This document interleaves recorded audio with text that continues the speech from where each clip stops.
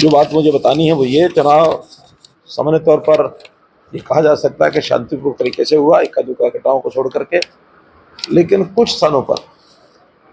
खास करके मैं नाम लेके कहूँगा, कांग्रेस के लोगों ने बोगस वोटिंग भी कराई है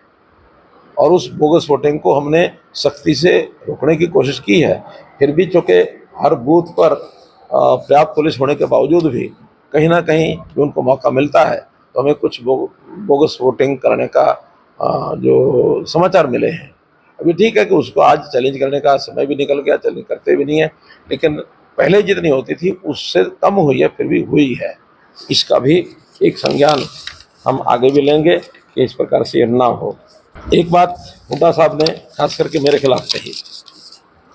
अभी कल ही कही, ये उल्टे सीधे बयान दे रहे हैं और मैं उस बयान पर आज भी कायम हूँ। मैंने स्टेज से बयान दिया कि कुछ कर्मचारी, क्योंकि कर्मचारी बहुत बड़ी संख्या में 3-3.5 लाख, अब मैं सबके बारे में नहीं कहा, लेकिन ऐसे कर्मचारी जो पॉलिटिकली एफिलिएशन दिखाते हैं अपने, ऐसे लोगों की पहचान भी हो रही है, बल्कि उसमें से कुछ लोगों को हमने सस्पेंड भी कर दिया है, नोटिस दिया है। उस नोटिस के बाद उनका जो भी उनके खिलाफ कार्रवाई करनी होगी करेंगे, लेकिन चूँकि सारा कुछ एम्प्लॉइज हर बूथ के ऊपर उनका एक सिस्टम होता है, वहाँ कांग्रेस के लोगों के लिए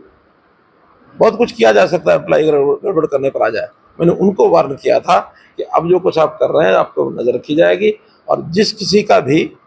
कोई हमको ऐसा प्रमाणित मिलेगा तो 4 जून तक आपका, 4 जून के बाद हमारा विषय। और मैंने हमारी जो सरकार, हमारे मुख्यमंत्री बाकी सबको कह दिया कि इनकी लिस्टें बनवाओ, लिस्टें बनवा करके और 4 जून के बाद इनके खिलाफ निश्चित कार्रवाई करेंगे, क्योंकि आखिर लोकतंत्र का मजाक है ये।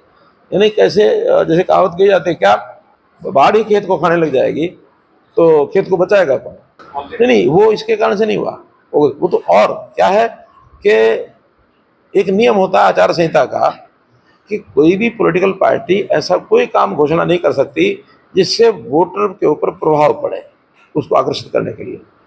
और सरकारी कर्मचारी भी ऐसा कोई काम नहीं कर सकता जिसके कारण से वोटर के ऊपर उसको परेशान करने के लिए, और वो सरकार से, क्योंकि सरकारी कर्मचारी है तो सरकार से ही दूर होगा, दुखी होगा, तो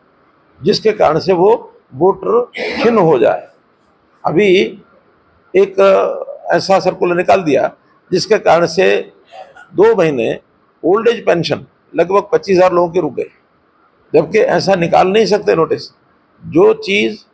आचार संहिता 16 मार्च को थी, 16 मार्च के बाद 4 जून तक कोई नया सर्कुलर, हाँ लॉ एंड ऑर्डर की स्थिति को मेंटेन करना है